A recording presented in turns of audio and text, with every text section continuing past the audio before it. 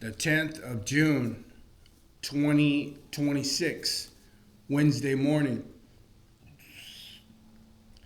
We are currently in chapter 8 from the perspective of the Vajrayana tradition on meditation. Previously, we have covered the Mahayana tradition and the Theravada tradition on meditation, chapter 8. This is a brief reading from the common Buddhist texts, guidance and insight from the Buddha. Chief editor of this compilation is Dr. Mahadhamma Kosajan. As we pick up on concentration on the four limited qualities, here it says meditation, but personally, I'm going to replace that word meditation with concentration, just for reference. The four limited qualities, the Brahma Viharas. These are loving kindness, compassion, empathetic joy, and impartiality or equanimity, upekkha. Some similar ideas is said below are as found in the Theravada text known as the path to purification, Visuddhi Magga, on chapter 9. Concentration on upekkha or impartiality. Training the mind through the four limited qualities involve concentration on immeasurable loving kindness, immeasurable compassion, immeasurable empathetic joy, and immeasurable impartiality. Although the list usually starts with loving kindness, when we talk about training the mind through practicing them one by one, we have to start with upekkha or impartiality. Because otherwise, we would end up with just partial loving kindness, partial compassion, and partial empathetic joy, which would not be pure at all. Therefore, we start training the mind with equanimity, upekkha, or impartiality. Equanimity, impartiality means giving up our hatred for enemies and infatuation with friends, and developing a balanced attitude, perspective towards all sentient beings, free from attachment to those close to us and aversion for those who are distant. The reason why we are presently so much attached to our parents, family members, and other close to us, while we hate and cannot stand our enemies and their followers, is that we have not properly examined the situation, analyzed, understood, or understand, to understand. In previous lifetimes, our present enemies may have been our parents who loved us dearly, looked after us affectionately, and helped us in inconceivable ways, while those whom we presently consider our loved ones may also have been our enemies in some previous lives when they did a lot of harm to us. Likewise, we can never be certain that those who we presently consider our enemies are not going to be born as our children, or that our family members will not be born as our enemies. So why allow ourselves to be deceived by the momentary appearances of enemies and loved ones, and accumulate negative karma through attachment and aversion that is going to weigh us down into the depths of the lower realms, lower existence? Make up your mind, therefore, to think of all infinite sentient beings as your parents and children, as just like the great beings of the past. See your enemies and friends as equal. First, train yourself in various ways so that those whom you do not like at all may no longer stir up anger and hatred in your mind. Think of them as neutral, ordinary people who are neither helpful or harmful to you. Then consider the neutral beings have also been innumerable times our parents during beginningless rebirths, samsara. Train your mind and concentrate until you feel the same kind of affection for them as for your actual parents in this life. Finally, continue this concentration until you feel the same compassion towards all beings, whether they appear to be hostile, friendly, or neutral, as you do for your own parents. Without this last step, you may develop some even-mindedness without feeling any compassion or hatred towards other enemies or friends. But that is just dull indifference, neither helpful nor harmful. Immeasurable equanimity, impartiality, is like a banquet given by a wise king. When the wise kings offer banquets or feasts, they invite everyone, high or low, powerful or weak, good or bad, excellent or mediocre, without making any distinction whatsoever. Just like them, we should treat all sentient beings throughout space with the same kind of great compassion. Train your mind until you feel that kind of equanimity or impartiality. This is cited from the words of my perfect teacher, page 310 to 311.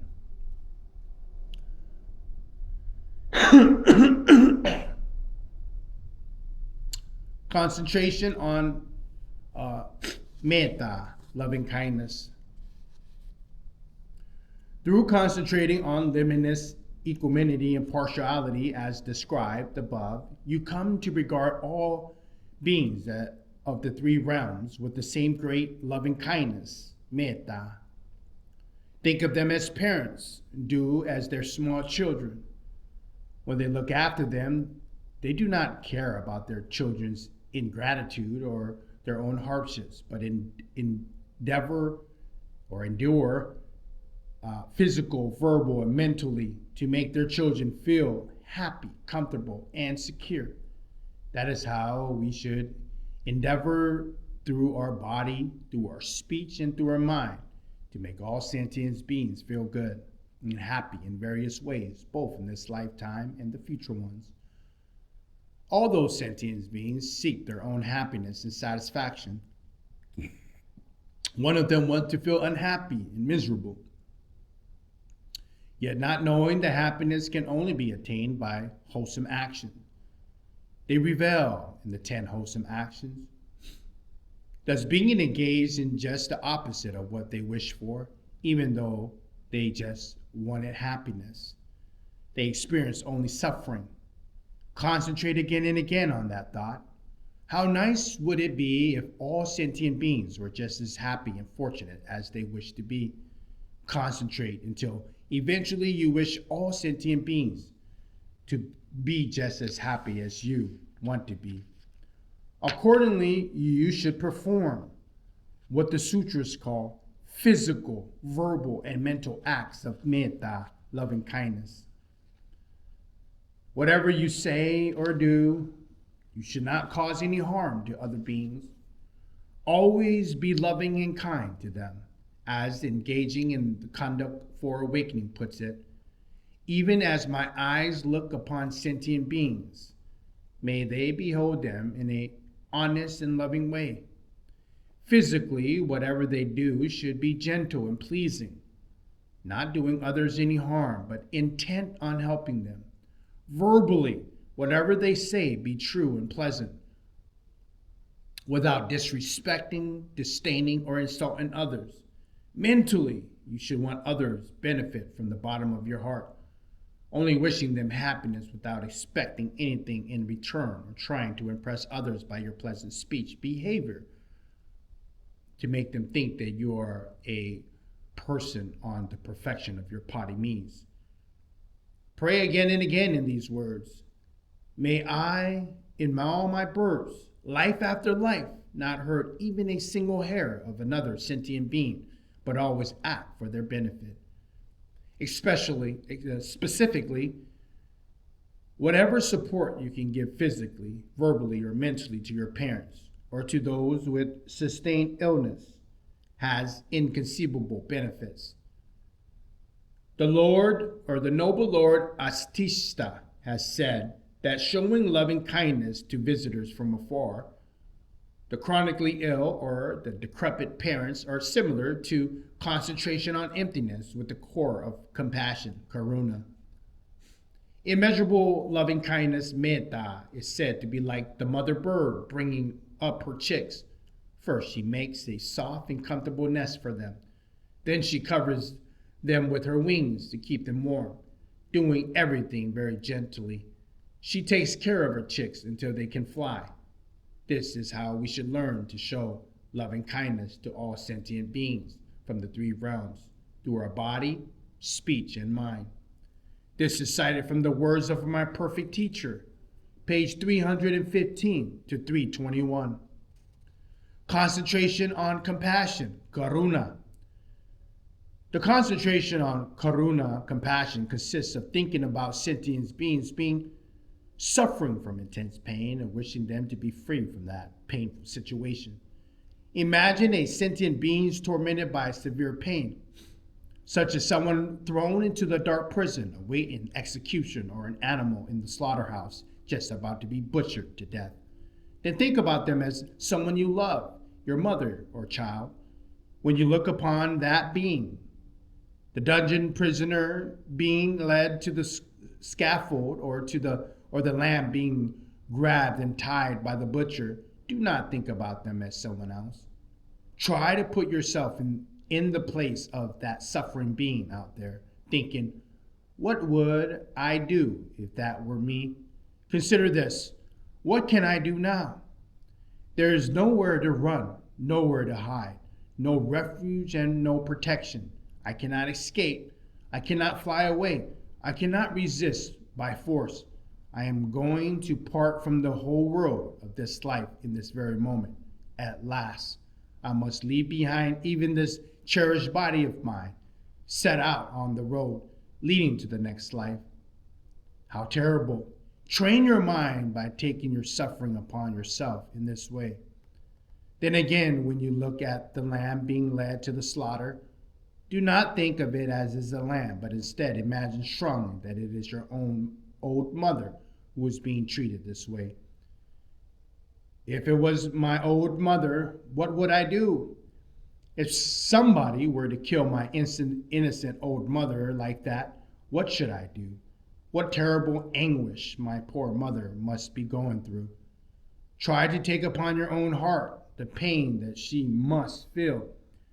As soon as you experience a wish and an affectionate yearning to free your old mother from the pain of being butchered on the spot, remind yourself that although it is not your present parent who is having that pain right now, she must have been one of your parents in the former life. When she was your mother or father, she must have taken care of you with just as the same kindness as your present parents have. So there's actually no difference between them. It is so heartbreaking to see my parents suffering so badly. If I could free them from this pain right now, quickly in this very moment. Concentrate in this way until you feel such an unbearable deep compassion that you burst into tears. When your compassion from them is aroused, reflect on the fact that their pain results from their former wrongdoings, and everybody who is presently indulging in unwholesome actions will definitely have to go through similar pain. With this thought in mind, concentrate on compassion for the murderers and all those who are busy creating the causes of pain. Then think about the painful suffering of sentient beings that are born in the hellish realms among the hungry ghosts, beta suragais, or the animal realm. Put yourself in their place. Think of them as your parents. Repeat the previous steps. Try to develop compassion for them too. Finally, think of all sentient beings in the three realms. Wherever there is space, there are sentient beings. Wherever sentient beings are, there is wrongdoing and pain. These sentient beings involved in wrongdoing and pain are worthy of compassion. If only every sentient being would be free from their karmically experienced pain, it is latencies and attend to the enduring happiness of perfectly awakened Buddhahood. Concentrate on this wish from the bottom of your heart. This can be cited from the words of my perfect teacher, page 321 to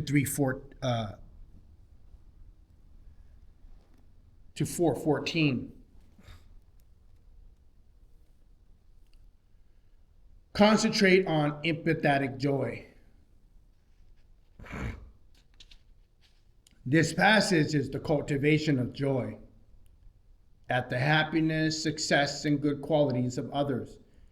Being unhappy because of others are happy just to add the misery of the world. Think about someone of noble birth, wealthy and powerful, living long, happy, and comfortable life in one of the higher realms, having many servants and resources, then without any feeling of rivalry or jealousy, make the wish that they might enjoy even more of the splendor of the higher realms. May they be free from harm and obtain many excellent qualities, such as great wisdom. Concentrate again and again on that thought. I would be so joyful if all other sentient beings could also live their lives in similar circumstances. When you concentrate on empathetic joy, first think of the close relative or friend you find it easy to empathize with. Imagine him or her having all good qualities, a comfortable and happy life. Feel happy about it. When you have established that feeling, concentrate in the same way about someone neutral.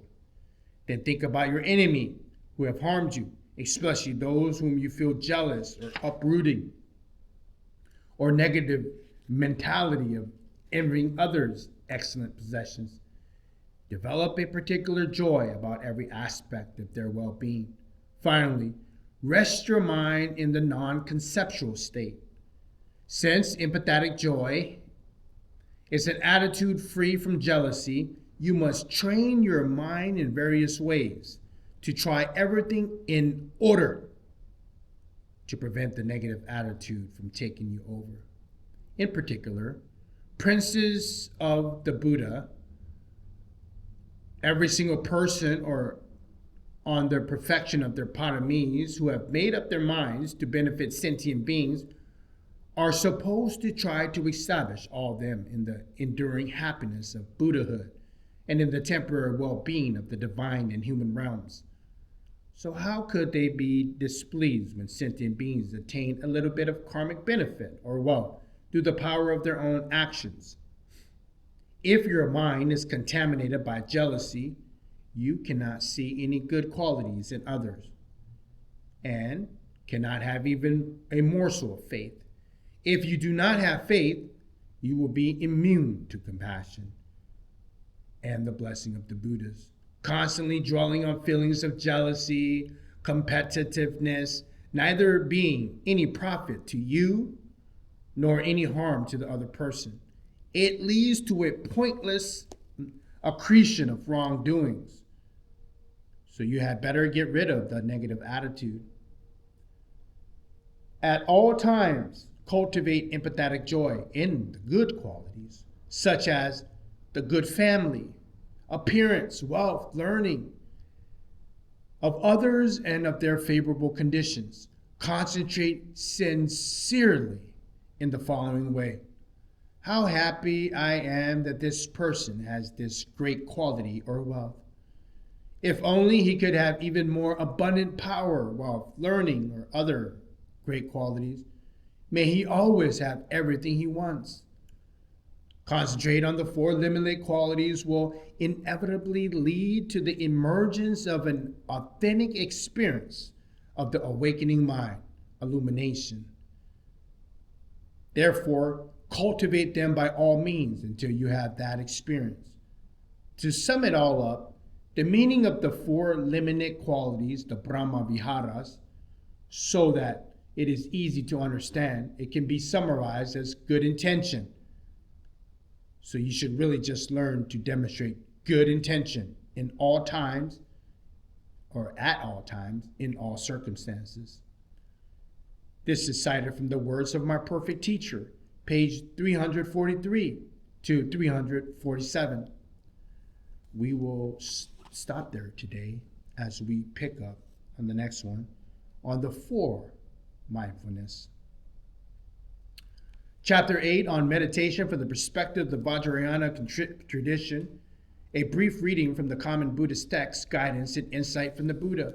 Chief editor of this compilation is Dr. Maha Dhamma Kosachan.